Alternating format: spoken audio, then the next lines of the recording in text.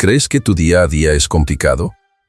Imagina vivir 24 horas en la Roma del siglo III. Olvida toda la comodidad que conoces hoy, no hay baños modernos, ni comida fresca, ni siquiera tranquilidad. El aire está cargado, las calles sucias, y la ciudad, que una vez fue el centro del mundo, se encuentra al borde del colapso. Justo despiertas en el año 235 después de Cristo, cuando Roma atraviesa su peor crisis, emperadores que suben y caen en cuestión de meses, legiones que se rebelan por falta de pago y una peste que acecha en cada rincón. El sol asoma sobre la ciudad, pero para ti no hay café ni pan caliente para empezar el día. Solo un cuenco de vino agrio con un trozo duro de pan flotando, así era el desayuno común de un romano. La bebida, llamada posca, era una mezcla de restos de vino con agua y vinagre, consumida no por su sabor, sino porque ayudaba a eliminar las bacterias del agua contaminada. El pan, tu principal fuente de energía, llevaba días horneado y estaba hecho con harina molida en molinos de piedra que dejaban pequeñas partículas de arena. Esto no era un problema menor, como relató Plinio el Viejo. Muchos romanos pobres tenían los dientes destrozados antes de los 30 años a causa de ese desgaste. Pero la cosa empeoraba. Ese pan comúnmente se almacenaba en lugares húmedos y oscuros, donde crecían hongos venenosos, similares a los que siglos después causarían enfermedades graves durante la Edad Media. Comer ese pan podía provocar alucinaciones, convulsiones y hasta la muerte, y nadie entendía por qué. Si tenías suerte, quizá tenías algunas aceitunas secas o higos para acompañar, una especie de gachas aguadas hechas con harina, agua y, a veces, un poco de miel o hierbas. Pero la carne era un lujo casi inexistente para la mayoría, la leche, solo para los que vivían en el campo, y los huevos, algo reservado para ocasiones especiales. Mientras tú luchas con ese desayuno rudo, la élite de Roma desayuna en sus domus rodeada de lujo, huevos cocidos, panes con miel, quesos importados y dátiles traídos desde Egipto, servidos en plata y atendidos por esclavos. La brecha entre ricos y pobres era tan grande como inexorable. Tu hambre espera, pero no hay tiempo para quejarse. En Roma, incluso ir al baño es una prueba de valentía. Las letrinas públicas podían parecer modernas para su época, bancos de piedra con agujeros y agua corriendo debajo para arrastrar los desechos. Pero nada de privacidad, te sentabas al lado de extraños, en un ambiente hediondo, con vapores que subían directamente de las cloacas cargadas de enfermedades invisibles. La limpieza se hacía con un tersorión, una esponja atada a un palo que se sumergía en vinagre o salmuera y se compartía entre todos. El resultado, infecciones de todo tipo, desde lombrices intestinales a problemas en la piel. Muchos evitaban usar estas letrinas por miedo o asco. El filósofo Séneca las llamaba lugares repugnantes que la razón evita, pero la necesidad obliga. Y si crees que esto era todo, espera. Las letrinas subterráneas acumulaban gases como el metano, que al entrar en contacto con antorchas o brasas podían provocar explosiones. Hoy los científicos creen que esas explosiones explican relatos antiguos sobre llamas que surgían de la tierra o baños que tragaban a personas vivas. Para la mayoría de la gente, esclavos, mendigos, trabajadores, las letrinas eran un lujo. Usaban cubos o simplemente hacían sus necesidades en la calle. El poeta Marcial se burlaba de esto en sus versos, advirtiendo a los vecinos sobre los baños sorpresa que podían caerse desde las ventanas, excrementos, orina, incluso vómitos, lanzados sin aviso. En las estrechas y oscuras calles, el hedor era constante, y caminar era una aventura peligrosa, donde el simple paso podía ser una ruleta rusa sanitaria. Y lo que hemos visto hasta ahora, es solo el principio para sobrevivir estas 24 horas en la Roma antigua. Aquí, cada momento es una verdadera prueba de resistencia y fortaleza. Y mientras recorres esta ciudad, no olvides que alguno de los grandes pensadores romanos, como Séneca, ya advertía sobre estos desafíos, enfrentándolos con sabiduría, una lección que aún hoy puede inspirarnos. ¿Crees que podrías aguantar este día? Desde lejos, Roma deslumbraba con su grandeza, imponentes monumentos, templos majestuosos, columnas que parecían tocar el cielo y palacios que narraban historias de poder. Pero bastaba alejarse un poco de esos foros elegantes para descubrir una realidad muy distinta, basura amontonada, cloacas malolientes y un panorama urbano desplomándose en decadencia. con más de 1 millón de habitantes en el siglo III, era la ciudad más grande del mundo, pero no contaba con un sistema efectivo de recolección de desechos. Todo lo que ya no servía, restos de comida, excrementos, orina, sangre de animales sacrificados, cadáveres y escombros, simplemente se arrojaba por las ventanas. Calles enteras se transformaban en auténticos ríos de basura putrefacta, llamados vies sordidae, los callejones asquerosos de Roma. El poeta Juvenal, conocido por sus sátiras feroces, describía el temor constante de caminar de noche y ser alcanzado por jarras lanzadas desde ventanas, muebles o incluso cadáveres de animales. Plinio el Viejo, observador incansable, señalaba que el hedor de estas calles se sentía a kilómetros, especialmente en días calurosos cuando el viento traía el olor putrefacto desde el río Tíber, donde se acumulaban desechos sin control. Aunque Roma disponía de un sistema de cloacas subterráneas, los encargados de limpiarlas, llamados curators cloacarum, solo atendían los canales principales, el resto de la ciudad era ignorado, especialmente en los barrios más pobres, donde vivían sirvientes, esclavos y trabajadores en condiciones desesperantes. Allí, la suciedad era la ley, moscas, ratas, cucarachas y perros callejeros circulaban libremente, alimentándose de basura y propagando enfermedades mortales. Muchos edificios, las famosas insulae, tenían sus paredes ennegrecidas no solo por el humo sino por capas pegajosas de grasa, excrementos secos y mugre acumulada por años. Los niños jugaban descalzos cerca de cloacas abiertas y el agua proveniente de los acueductos, que debía ser limpia, con frecuencia se mezclaba con aguas contaminadas antes de llegar a las fuentes públicas. Ni siquiera cerrar las ventanas garantizaba protección. Los médicos de la época hablaban del miasma, un aire cargado de malos olores que atribuían al origen de muchas enfermedades. Aunque la teoría era equivocada, su intuición no estaba lejos, respirar ese aire era sinónimo de respirar enfermedad día tras día. La ciudad misma era un hervidero de peligros invisibles. Pero si Roma ya era un campo minado de suciedad y pestilencia, imagina las casas de la mayoría. Ahora sube por las escaleras de madera crujientes de tu ínsula, el edificio donde vives. El pasillo apesta a humedad y humo, la escalera es estrecha y peligrosa, y parece que en cualquier momento podría colapsar. Cerca del 90% de los habitantes urbanos vivía en estas insulae, estructuras altas, frágiles y superpobladas, hechas con arcilla, madera y ladrillos baratos, a veces hasta 6 pisos de altura. Vitruvio, el arquitecto romano más conocido, ya había advertido sobre lo inseguras que eran estas construcciones, y no exageraba. En los pisos inferiores se amontonaban los que tenían algo más de dinero, pero en los pisos más altos, los más inestables y peligrosos, vivían los más pobres. Cuanto más alto, más barato, más calor en verano, más frío en invierno y más difícil acceder al agua corriente, que raramente llegaban más allá del segundo piso. Tu habitación es oscura, sofocante, sin ventanas ni aislamiento.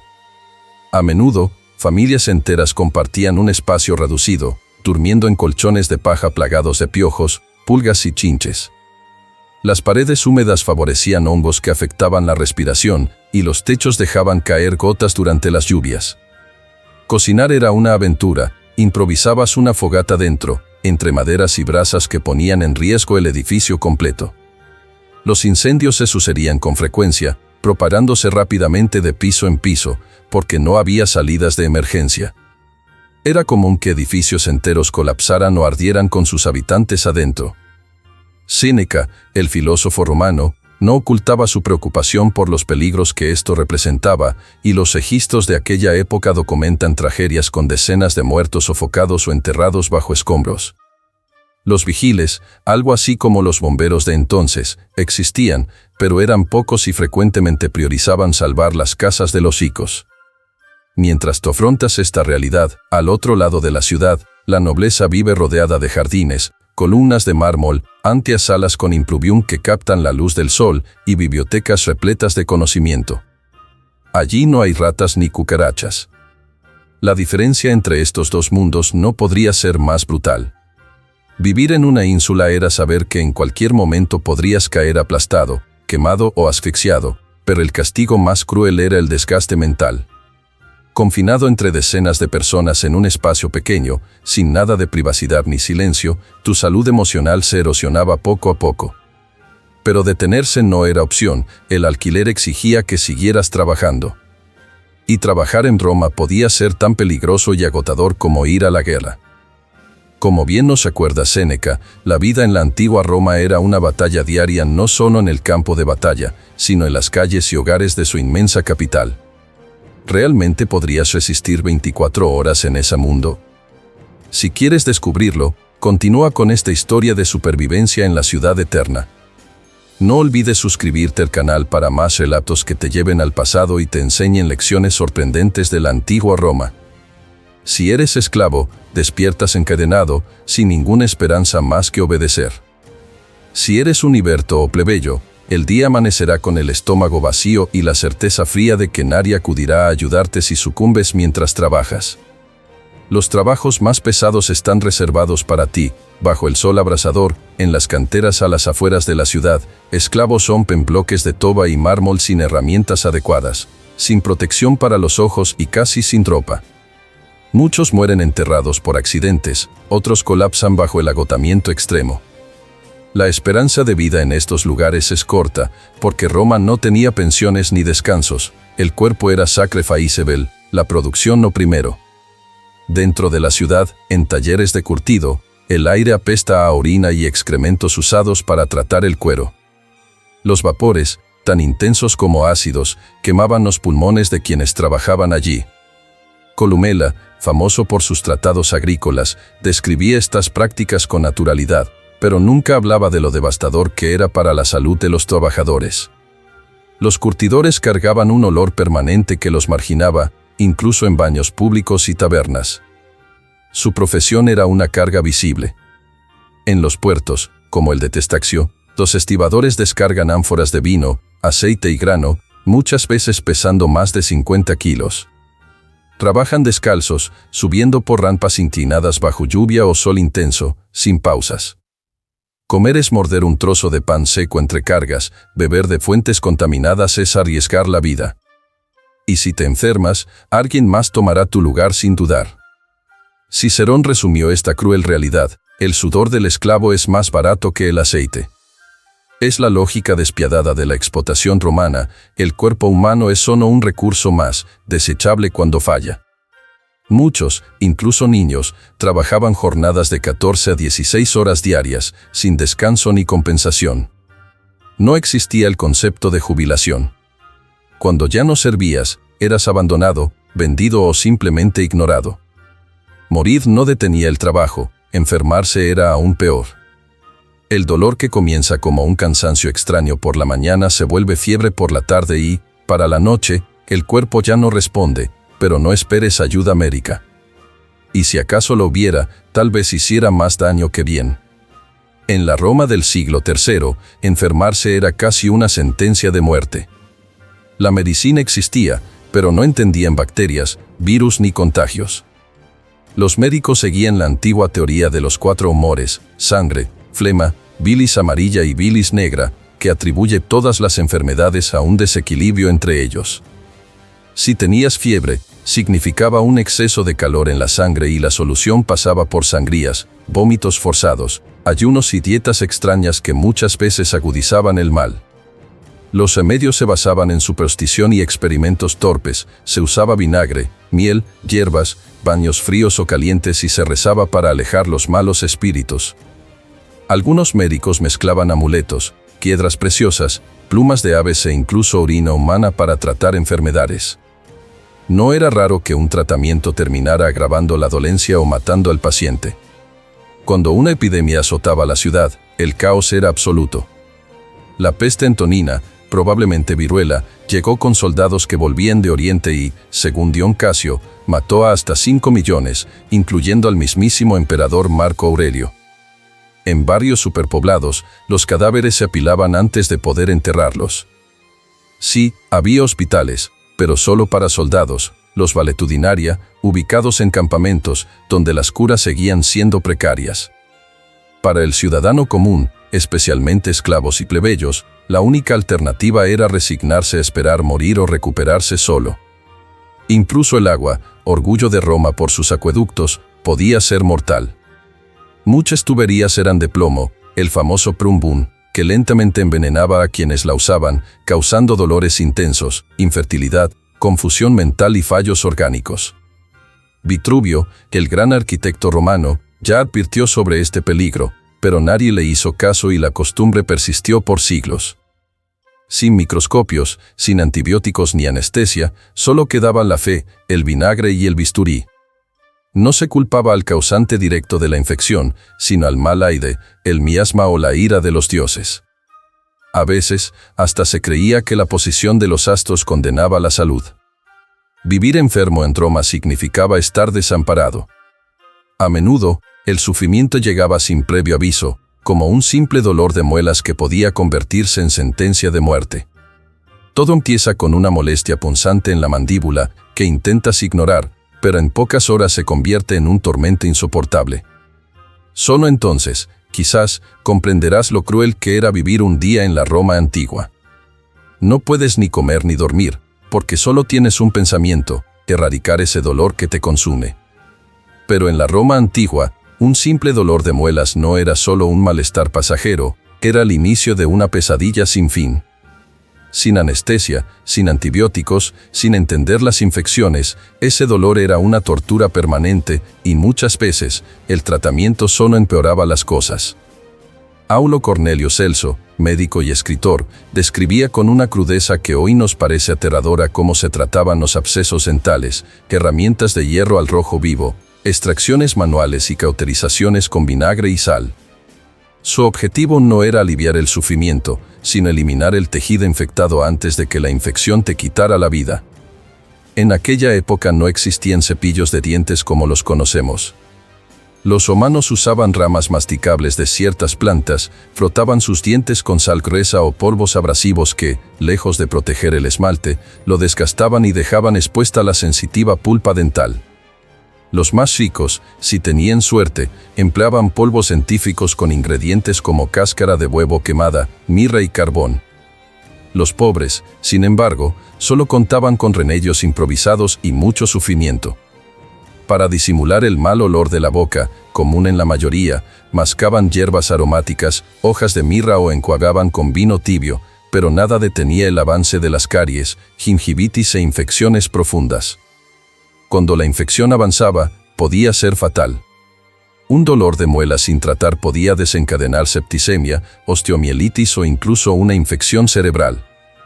La muerte llegaba envuelta en fiebre, delirios y convulsiones.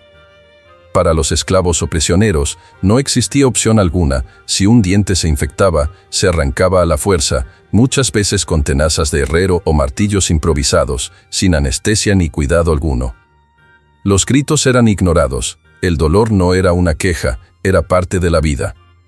Nadie sentía compasión, solo eras un cuerpo que aún funcionaba. Sobrevivir a esa extracción tampoco garantizaba alivio. Muchos morían desangrados o por infecciones posteriores.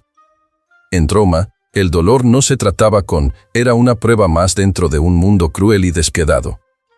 Pero mientras los dientes se pudrían desde dentro, había algo aún más corrupto y podrido en la ciudad: la justicia romana. En papel, el sistema jurídico era avanzado, con leyes, tribunales y derecho a defensa, pero solo para quienes poseían estatus y privilegios.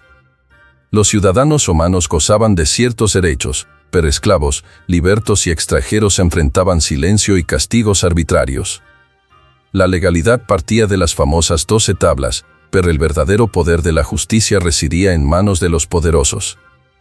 La ley se usaba principalmente como instrumento de control social y terror simbólico, no para buscar la verdad o reparar injusticias. Un acusado podía ser torturado incluso antes de ser juzgado, si su clase social lo permitía. Los esclavos no tenían juicio alguno, una orden bastaba para ser azotados, mutilados, marcados con hierro candente o crucificados, sin posibilidad de defensa. Cicerón ya lo decía, que el castigo existe para infundir miedo, no para corregir. Y ese miedo se cultivaba con un refinado sadismo. Entre los castigos más brutales estaba la poena cujei, reservada a quienes cometían parricidio. El condenado era cocido vivo en un saco de cuero junto a un perro, un gallo, una serpiente y un mono, y arrojado al río. Cada animal simbolizaba un desorden natural, como si matar al padre fuera una ofensa al orden cósmico, y el castigo debía ser igualmente monstruoso. Para criminales comunes, las alternativas eran igualmente deshumanizantes: trabajos forzados en minas donde pocos sobrevivían más de 2 años, o ser lanzados a las arenas como entretenimiento en ejecuciones públicas. Los Noxi, prisioneros condenados, eran expuestos desnudos frente a fieras salvajes, armados solo con desesperación. Incluso los ciudadanos podían sufrir castigos severos. En caso de rebelión, traición o deserción, podían ser decapitados en la plaza pública o forzados a presenciar la tortura de sus propios familiares, para advertir a todos sobre el costo de desafiar el poder. Suetonio relata cómo algunos emperadores, como Domiciano, disfrutaban presenciar estos castigos en vivo. Para ellos, la justicia era un espectáculo y para el pueblo una forma de entretenimiento macabro, un preámbulo a los horrores que se vivirían en los Juegos del Coliseo. Los romanos no acudían al anfiteatro solo para distraerse, iban a ver morir a personas de verdad, en un show coreografiado con música, gritos y un penetrante olor a muerte en el ambiente. Era un ritual colectivo de violencia institucionalizada, donde la crueldad y la sangre eran la forma máxima de entretenimiento. Mientras más brutal, mejor. Los anfiteatros esparcidos por todo el imperio, y en especial el Coliseo, inaugurado por el emperador Tito en el año 80 después de Cristo, eran escenarios de espectáculos brutales que combinaban cacerías de fieras, ejecuciones públicas, recreaciones de batallas legendarias y, por supuesto, las famosas luchas de gladiadores. Pero lo que pocos recuerdan es que muchos de los combatientes ni siquiera eran gladiadores profesionales. Estos eran los Noxi, prisioneros condenados, esclavos o extranjeros condenados a enfrentarse, sin armadura ni armas, a leones, osos o incluso cocodrilos. Algunos eran forzados a luchar a puño limpio hasta morir, mientras que otros eran atados a postes para ser devorados vivos por fieras hambrientas como parte del entretenimiento entre combates. Suetonio nos cuenta que durante los primeros 100 días de juegos en el Coliseo, más de 5.000 personas perdieron la vida. Las jornadas comenzaban temprano con duelos entre gladiadores, pero al mediodía, mientras una parte del público almorzaba, se llevaban a cabo ejecuciones públicas, convirtiendo la hora del almuerzo en un sangriento aperitivo. Los gladiadores, en cambio, eran esclavos entrenados, prisioneros de guerra o incluso voluntarios desesperados que buscaban fama y fortuna. Armados con armas reales y protegidos por armaduras estilizadas, recibían nombres de combate y se convertían en figuras casi legendarias, aunque su vida valía menos que el entretenimiento que podían ofrecer. Un error, un golpe fallido, podían significar la muerte o perder el favor del emperador. Si caían, esperaban con la mirada el gesto del público o, peor aún, la sentencia del César. El olor a sangre, sudor, orina y excrementos impregnaba las gradas, donde muchos romanos llevaban hierbas aromáticas o esponjas empapadas en vinagre para soportar el hedor, pero eso no les impedía regresar día tras día. Cuando un cuerpo caía sin vida, era retirado sin honores con ganchos de hierro y arrojado a fosas comunes como basura. Este brutal espectáculo moldeaba una imaginería romana donde la muerte pública era una lección de poder y un método para infundir miedo. Muchos de estos luchadores venían de un lugar aún más implacable, el ejército romano. Seguramente has visto estatuas de legionarios con su coraza musculosa, escudo reluciente y postura heroica, pero la realidad detrás de esa armadura era mucho más dura. Para muchos, ser soldado era la única salida para escapar de la miseria, aunque también una condena de sufrimiento físico y mental. El servicio podía durar hasta 25 años, tiempo durante el cual el legionario era propiedad del Estado y su entrenamiento, una dura disciplina basada en la obediencia ciega y la resistencia al hambre, al frío, a la sed y al dolor. El escritor militar Vegecio detalla en su obra cómo el legionario ideal debía soportar marchas diarias de 30 a 40 kilómetros cargando más de 40 kilos entre escudo, casco, espada, armadura, estacas para fortificación, herramientas y comida seca. Al final de cada jornada, era obligatorio excavar trincheras y levantar campamentos sin importar el mal clima. La dieta era escasa y en largas campañas muchos se alimentaban solo de pulse, una especie de gachas de cereales, o pan duro. En momentos críticos, recurrían a raíces, musgo o pequeños animales, y hay registros de legiones que llegaron a hurgar entre cadáveres de caballos en el campo de batalla para sobrevivir. Las enfermedades se multiplicaban rápidamente. La higiene era mínima, las heridas se infectaban y los parásitos y males tropicales arrasaban con legiones enteras en campañas, sobre todo en Oriente y el norte de África. La medicina militar solo atendía a quienes aún podían volver a pelear, a los demás simplemente los abandonaban. Si un grupo se rebelaba o desertaba, la sanción era brutal, la decimatio. Los soldados eran alineados y 1 de cada 10 elegidos al azar era golpeado hasta la muerte por sus propios compañeros. No importaba su culpa real, era un castigo terrible para mantener la disciplina y dejar marca en la mente de los sobrevivientes. La jubilación era un privilegio de pocos. Muchos morían antes de poder descansar y quienes recibían tierras al retirarse, lo hacían en regiones áridas y abandonadas, sin soldados, sin infraestructuras ni garantías. La disciplina era el símbolo del legionario, pero la vida que llevaba estaba marcada por el dolor, el silencio y la obediencia absoluta. Y cuando finalmente regresaban a Roma, el descanso verdadero no existía, porque ni siquiera de noche se podía dormir tranquilo. Las calles de la ciudad imperial eran estrechas, oscuras y peligrosas. Las insulae donde vivía la mayoría eran de madera seca, calentadas con braseros improvisados que convertían cada noche en una amenaza de incendio. Y esas tragedias sucedían con frecuencia. El incendio más famoso, ocurrido en el año 64 después de Cristo, consumió 10 de los 14 distritos de la ciudad. Tácito narra que el fuego se extendió tan rápido que muchas personas ni siquiera despertaron a tiempo para escapar, muriendo quemadas mientras dormían. ¿Crees que aguantarías este día en la antigua Roma? Si quieres conocer más de su mundo brutal, no olvides suscribirte al canal. Nerón fue acusado de haber provocado intencionalmente el gran incendio para despejar espacios para sus ambiciosos proyectos y para desviar las sospechas culpó a los cristianos, desencadenando así la primera gran persecución religiosa del imperio. Sin embargo, los incendios pequeños eran algo habitual en Roma. Bastaba un simple accidente, una vela que caía, una brasa que prendía un colchón o una antorcha mal apagada para que una llamarada comenzara su destrucción. No existían salidas de emergencia ni pasillos amplios para escapar. Si vivías en los pisos superiores de una ínsula y el fuego arrancaba desde abajo, tu destino era fatal.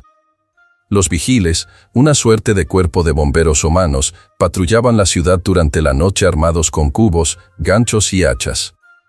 Pero la realidad era dura, eran pocos para una ciudad enorme y, muchas veces, priorizaban salvar los barrios de la élite mientras los barrios populares quedaban condenados a arder. Pero el terror no venía solo del fuego.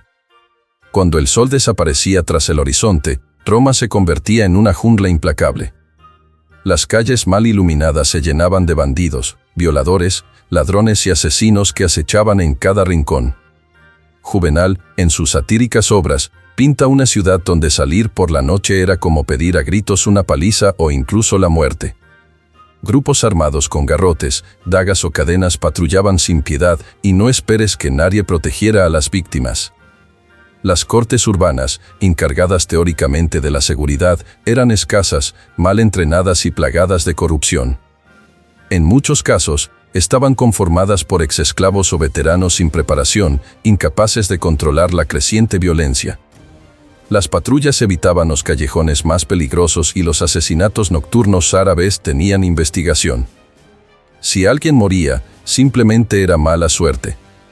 En las horas más silenciosas de la madrugada no solo se escuchaba el viento, sino también los gritos de las palizas, el chirrido seco de puertas forzadas, el arrastre de cuerpos o apenas el murmullo de una ciudad que se pudría en su propia miseria.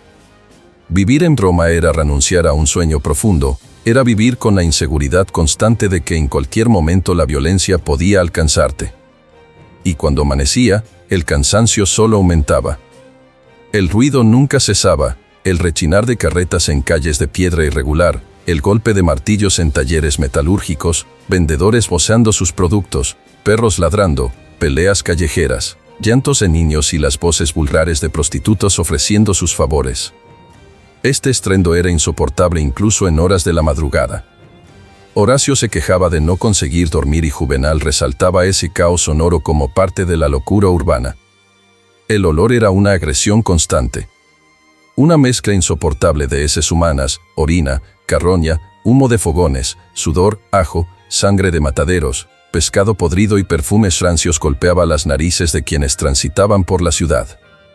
Para aliviar ese hedor, los sicos solían caminar con saquitos de hierbas aromáticas llamados pilae, una suerte de desodorante portátil para sobrellevar la contaminación olfativa de Roma. Caminaban con su propio aire puro mientras el mundo a su alrededor se descomponía. En verano, las ínsulas se convertían en hornos verticales, atrapando el calor en sus estrechas paredes, con un aire detenido y sofocante. En invierno, el frío forzaba a familias enteras a amontonarse alrededor de braseros que envenenaban las habitaciones con humo. El aire dentro de esos cuartos era denso, casi sólido, y respirar se volvía un esfuerzo agotador.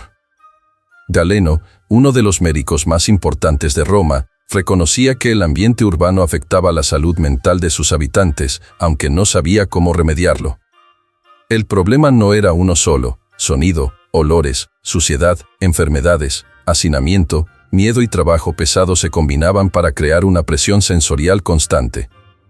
La violencia psicológica era tan brutal como la física: irritabilidad persistente, explosiones de ira, agresividad repentina y el consumo crónico de alcohol como vía de escape.